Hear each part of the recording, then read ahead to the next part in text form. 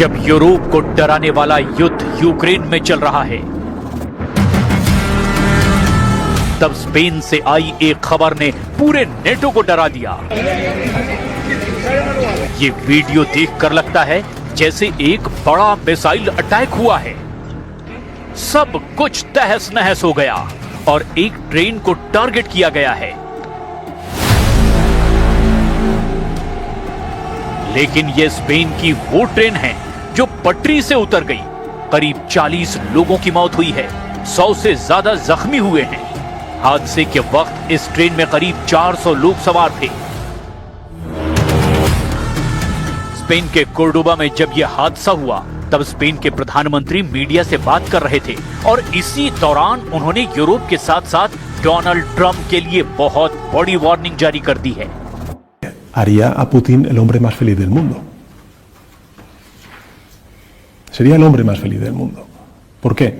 Uno, porque de alguna manera legitima su invasión y su acción unilateral y cuestionamiento de la integridad territorial de Ucrania.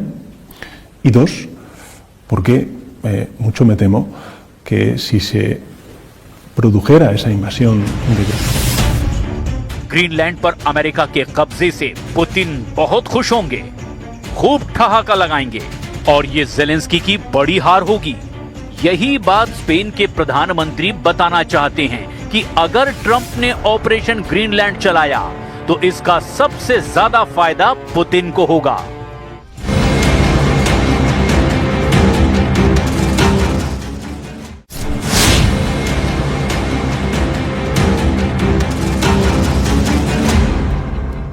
Iran ने स्पष्ट किया कि सर्वोच्च नेता Ayatollah Ali Khamenei पर किसी भी तरह का हमला या उनको पद से हटाने की कोशिश ईरानी राष्ट्र के खिलाफ युद्ध की घोषणा मानी जाएगी।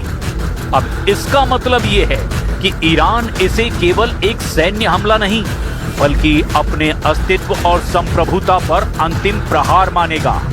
ईरान के ऑल आउट युद्ध के पीछे 5 मुख्य कारण भी बताए जा रहे हैं। जब ईरान ऑल आउट वॉर की बात करता है तो उसके सैन्य प्लान में ये चीजें बहुत अच्छे से शामिल होती हैं।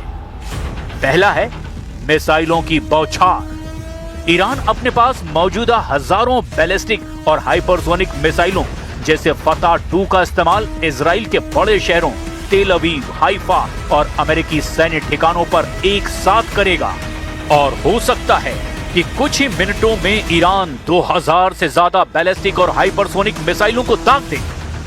दूसरा है क्षेत्रीय विस्तार। युद्ध केवल ईरान तक सीमित नहीं रहेगा। ईरान अपने एक्सिस ऑफ रेजिस्टेंस यानी कि हिजबुल्लाह, हूथी, इराकी मिलिशिया को भी अब सक्रिय कर देगा, जिससे लेबनान, यमन, इराक और सीरिया में एक साथ कई मोर्चे खुल जाएंगे। तीसरा है हॉर्मुज जल डमरू मध्य की नाकेबंदी। ईरान दुनिया के तेल व्यापार के सबसे महत्वपूर्ण रास्ते को बंद कर सकता है, जिससे वैश्विक अर्थव्यवस्था चरमरा सकती है और ऐसी स्थिति अमेरिका और इजराइल को भारी नुकसान पहुंचा सकती है। चौथा है अमेरिकी ठिकानों पर हमला। कतर, बहरीन और यूएई में मौजूद अमेरिकी सैन्य अड्डों को वैध लक्ष्य मान करके उन पर ईरान सीधा और बड़ा हमला कर सकता है। पांचवा है परमाणु हथियार का विकल्प। हालांकि ईरान कहता रहा है कि वो परमाणु हथियार नहीं बना रहा, लेकिन ऐसी स्थिति में वो अंतिम बचाव के रूप में अपनी परमाणु क्षमता के इस्तेमाल की धमकी भी दे सकता है। जबकि अमेरिका और इजराइल का वॉर प्लान भी बेहद घातक है। अमेरिका की रणनीति मुख्य रूप से प्रिसीजन स्ट्राइक यानी सटीक हमला करने की है, ताकि ईरान के परमाणु और सैन्य बुनियादी ढांचे को पूरी तरह से तबाह किया जा सके।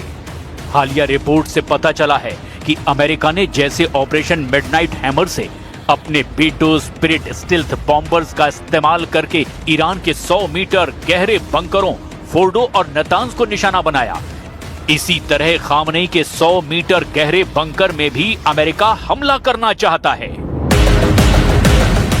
आप ये भी जान लीजिए कि ईरान के राष्ट्रपति ने अमेरिका को ऑल आउट हमले को लेकर क्या लिखा है।